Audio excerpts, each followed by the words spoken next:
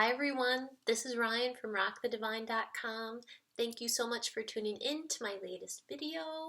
Today's video is about pendulums, and I use my pendulum all the time. It helps me get yes or no answers. It helps me confirm what I'm hearing if I'm not sure, and I use it to do clearings on myself and other people. So we're going to go over how to purchase your pendulum. We're going to go over how to get your pendulum attuned to your energy. And we're also going to cover any problems that might arise with your pendulum and how to fix them. So here we go. So the first thing is I have two pendulums, but I only use one. And it's because I can't find the other one. Believe it or not. I know it's in my house. It's purple. It's real pretty. I don't know where it's at. But anyway, the one I've been using for a very long time is my rose quartz pendulum. And I don't know if you can see that color, but it is a light pink rose quartz. And I think that you should just pick the one you're most drawn to. But I think really any crystal works. It's just going to be the one that you feel most comfortable with. So anyway, you can purchase a pendulum online. There is nothing wrong with doing that at all. I always recommend that you go to a metaphysical shop and actually hold some pendulums, spend some time with them, and go with the one you feel most drawn to.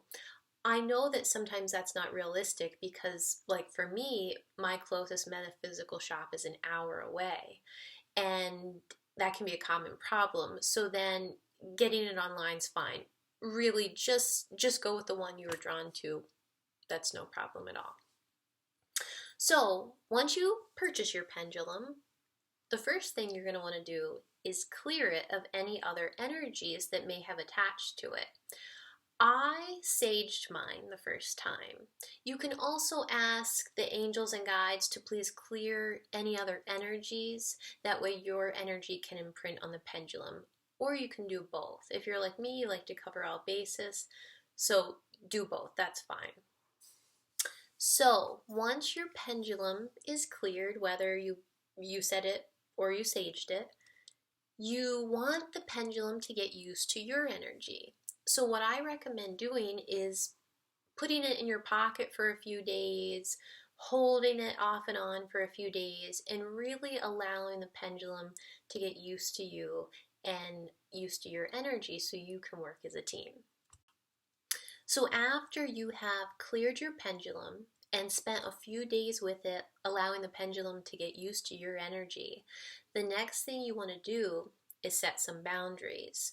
So I say to my pendulum and to spirit, only angels of the highest vibration may answer through the pendulum. You need to set that right out of the gate. You can say angels and guides. I have just, even though I talk to angels and guides, for some reason with my pendulum, I just wanted angels answering, and it's no disrespect to guides. It's just what felt comfortable to me. So that's what I said. Only angels of the highest vibration may answer through the pendulum.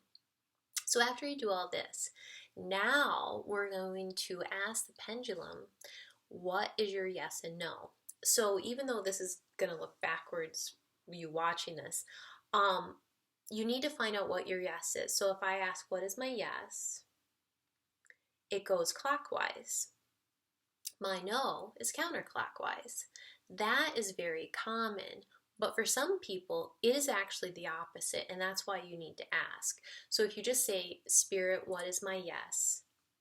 And it goes clockwise, then you'll know. If it goes counterclockwise, then know that you're just the opposite of some people, and that's okay. And believe it or not, it can change halfway through your life. But anyway, that's why you check on things. So you first ask it what your yes is, then you ask it what your no is. You can also ask it what your maybe is. And for me, a lot of times it'll just swing straight. Now for some people, swinging straight is a yes, and going side to side is a no. So I mean, this is why you need to sit down and spend some time and just start going down through a list and asking it these things so you know what yours are. Now, since I do clearings on myself and others, my clearing is actually counterclockwise. So even though for yes or no's, the counterclockwise is a no, if I say to clear something, when something finally clears, it'll swing straight for a while. And when it finally clears, it'll go counterclockwise once the clearing's complete or once the clearing's happening. So these are things that you want to ask and then write down the response you get. Now, I also want to talk about making your pendulum answer quickly. So you probably have seen there, I swing mine a little, and I had a mentor that taught me that, and I highly recommend it. Some people, and there's nothing wrong with this, I'm just impatient is all, so it's all on me. Some people hold it very still, and when they answer something, they wait, and it starts swinging very slowly. And there's nothing wrong with that, and you can do that. But like I said, I'm impatient. I want some motion to start happening. So a lot of times when I ask something, I'm already swinging it forward. And the reason for that is then when you say, what's my yes? See, it's very obvious. And that's what I want. You know, a lot of times when you do this and you're just staring, waiting, it can take a long time to see your yes or no. And then sometimes the motion is so little that you're like, I think it's going yes, I'm not sure. So anyway, go ahead and swing that sucker forward and, you know, it's saying no now, but it's screwing with me. Anyway, go ahead and swing it and then allow it to go to where it wants to go so you can get your answer. So I'm going to look, I wrote a list. If you see me looking off to the side, that's because I'm trying to do a new thing. I'm trying to write a list so I can stay organized. So anyway, that's why I'm looking over that way. So the next thing, once you get what your yeses and nos are, you can start asking it questions. And I've had people ask me, you know, since I do what I do, why I use it so much for yeses and nos.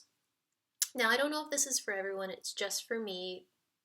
You know, I ask it a lot of times about yeses and nos because I get different words in full sentences a lot easier. The reason yeses and nos can be more difficult than a whole paragraph, which sort of seems backwards, is because yeses and nos are so quick in my ear that my mind gets involved. So a lot of times if I ask a yes or no question, I'll hear, let's say the answer is yes. I'll hear yes, and then I'll hear no. And that little bit coming in is my mind screwing with me, which anyone that does this knows your head will play with you or try to manipulate the answer a little bit. So a lot of times that's why if I ask something very long and dramatic and get a long answer, it's very easy. But yeses and nos, they can play a little bit in my head. So that's why I use a pendulum more for that stuff.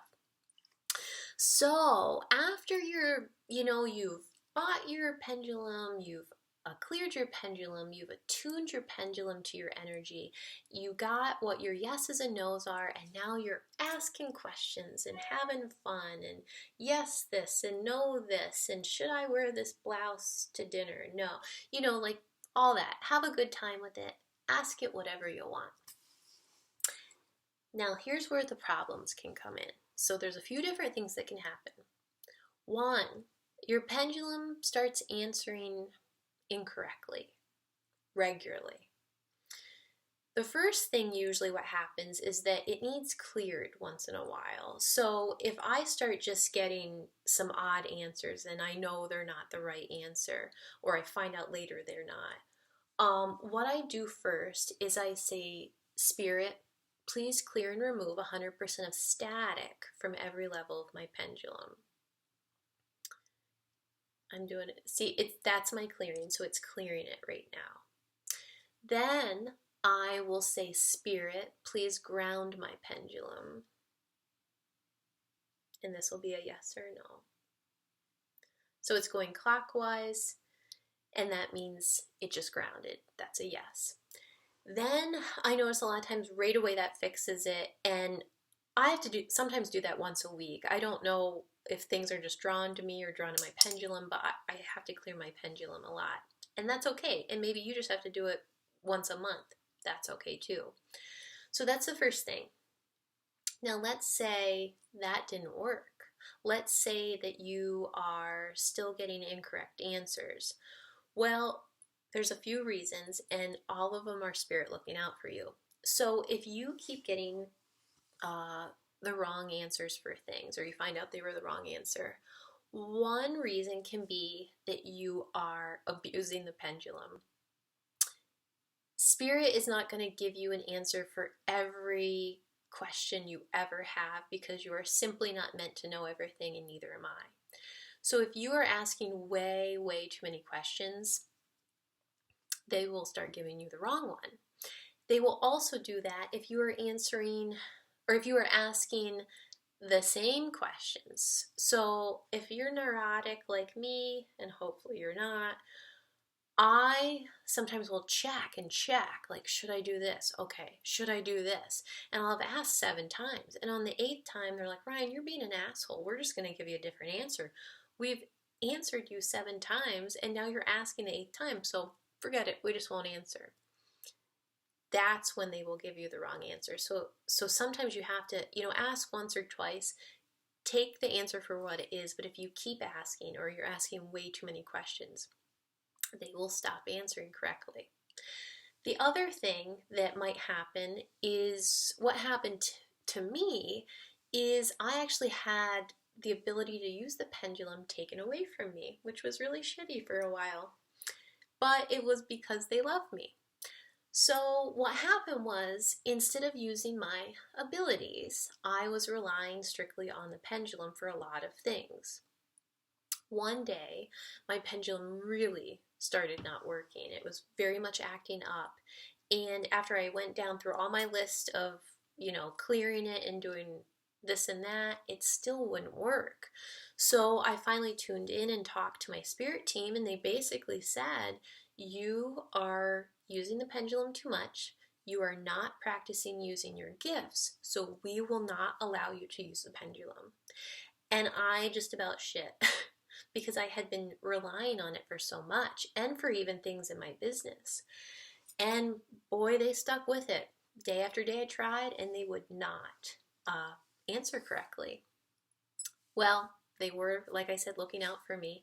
I started using my abilities more, and they got stronger. And I also became more confident in my abilities and the answers I was receiving.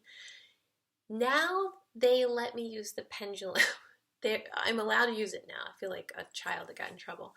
But there's still, they know if I get kind of crazy and keep asking the same questions or rely on it too much, they right away take it away from me.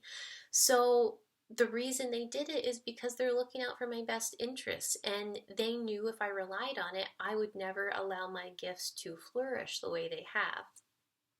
So my point is, since I'm rambling, that when you don't get the answer that you want, or you find out later that the answer was wrong, or maybe the pendulum kind of shuts down on you, know that Spirit is looking out for you, and there's a very good reason. I often tell people, we want certain things, and we have these certain plans for ourselves, never really trusting if Spirit is looking out for us and has our best interest at heart, and that sometimes it's not getting what we want is what's in our best interest. A lot of times when we don't get what we want, we think, geez, my life sucks. Why is it me? Why don't I get this? Why can't I have this? And it's like you're missing that they love you always. And if you're paying attention to what you're not getting, you're missing what you should be getting. So that's my video today on pendulums. If you have any other questions, feel free to get a hold of me, Ryan at rockthedivine.com. Much love to you.